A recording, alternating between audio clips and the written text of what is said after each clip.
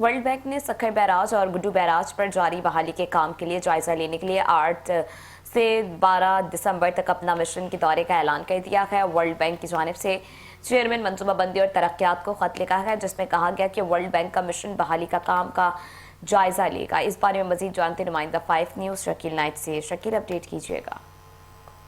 जी देखें, world bank ने अपनी इमदाद पर सखर और गुड्डू बैराज पर जारी काम का जायजा लेने के लिए अपने मिशन के दौरे का ऐलान कर दिया। वर्ल्ड बैंक की टीम 8 दिसंबर से 12 दिसंबर तक एक बाज़ाब्ता इम्प्लीमेंटेशन सपोर्ट मिशन का दौरा करेगी और इस शेड्यूल में project management office, Sindh barrage implementation project और महकमा मनसूबाबंदी और तरक्यात के project coordination and monitoring unit भी से मुशावरत कर दी गई है। मिशन में का मकसद जो प्रोजेक्ट में सखर और गुड्डू बैराज पे जो काम चल रहा है उसका वो जायजा लेंगे और उस काम की कारकर्दगी रिपोर्ट देखेंगे और फिर ये फैसला करेंगे कि इस मनसूबे पर मजीद फंड दिए जाएं या न दिए जाएं।